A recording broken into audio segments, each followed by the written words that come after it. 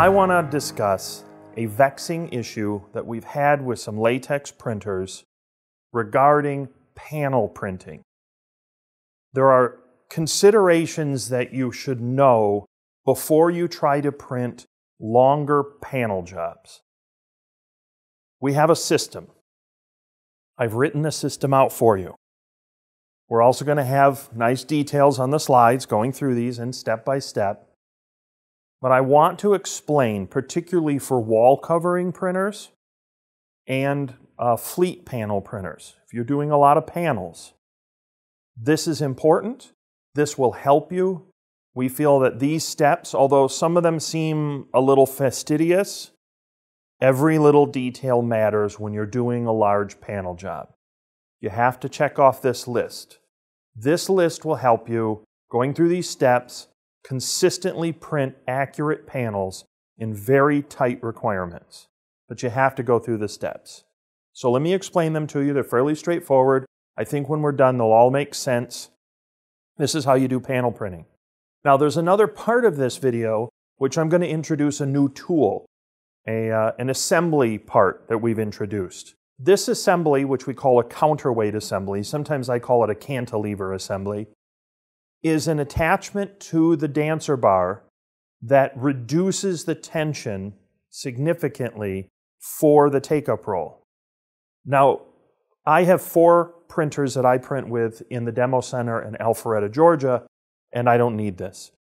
I'm not having any issues. I do even panels and I'm not having troubles. So this is distributed on a case-by-case basis. But if you're doing panel printing and you have some kind of suspicion that maybe you need these, contact your HP support line, ask for the counterweight assembly for panel printing, and they will send you a kit. That's what I have behind me right here.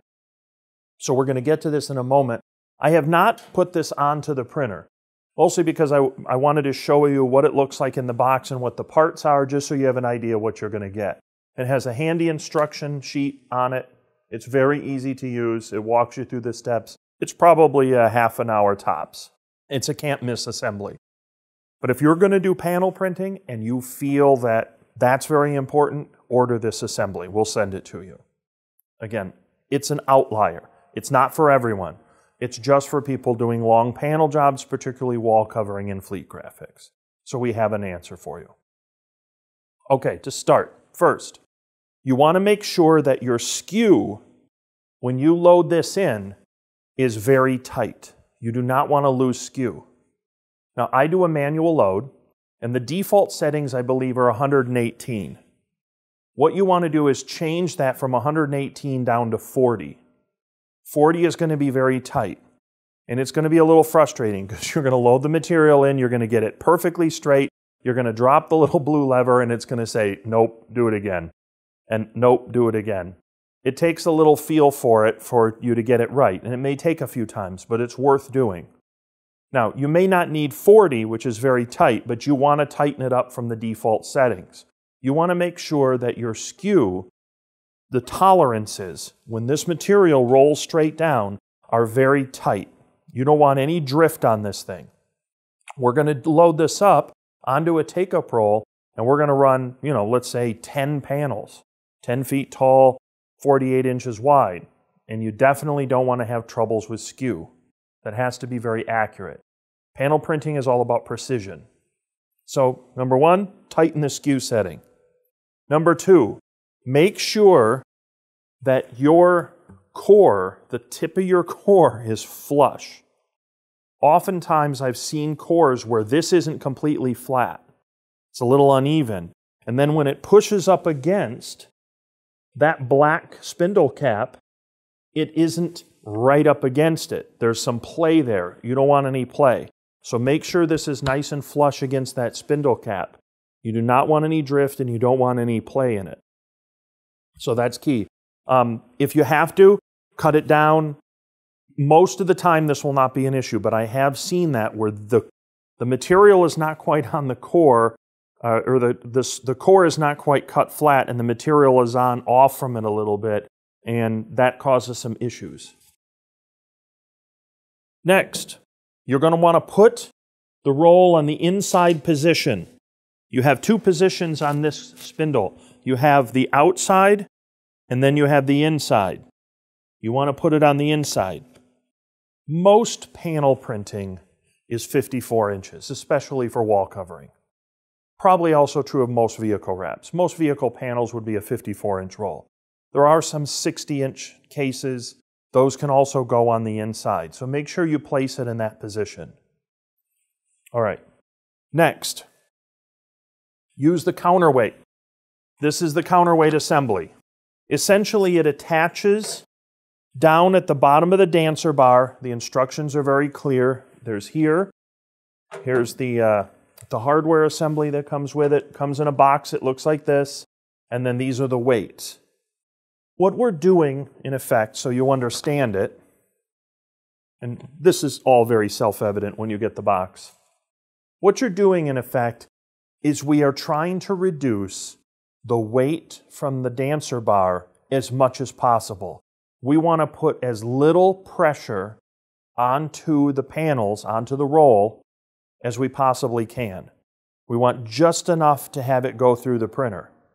Now, the reason we're not really recommending these counterweight assemblies for everyone is just because you print on wall covering on a big panel job like, let's say, Dreamscape Suede, this will be quite helpful. What you don't want to do is run a bunch of fabric where you do need more tension, and now you have the counterweights and it's interfering with that stronger tension that you need for the fabric, in which case you may need to remove the weights so that you can run the fabric roll. So a big panel job will benefit from the counterweight, but some other materials, it may impede the tension we want to have it travel through. So just be aware of that. That's why we're using this counterweight on a case-by-case basis. So put your counterweights together and use that. Also, load your tour is our word for take-up roll. Load your take-up roll carefully. A lot of troubles that people have with panel printing is that they don't want to put it on the take-up reel ahead of time because they don't want to waste the media. But if you put it on the take-up roll while it's printing, which you can do, you lose two advantages. One, you're probably not going to be as accurate as I would be if I put it on when it's not printing and make sure everything is perfect. And then second, you're not going to take advantage of the recalibration that the amaze does on the 360 and 370 once the take-up reel is applied. When you initiate the take-up roll and you say enable from the front printer panel, it recalibrates automatically on a 360 and a 370 to compensate for the tension on the take-up roll. Ideally, you want to do that again because the tension with and without the take-up roll can be a little different. The step alignment adjustment might be just a hair different. Now on a 310 and 330, you do not have this option because you do not have the amaze. What you would do then is go into the front panel after you've put the take-up roll on, after you've hit enable, and then you run a step alignment chart. It's from the image quality selection tab.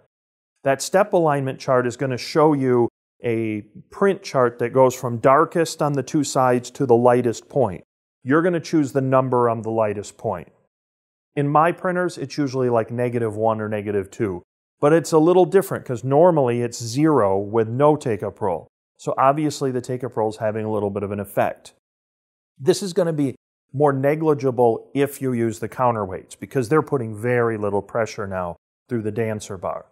But still, it's worth doing if you're interested in precision, and panel printing is all about precision. Okay, so be aware that when you put it on the take-up roll, you want it very even on there. Another thing that I frequently do is I make sure that the core that it's coming from and the core that it's going to are exactly the same size.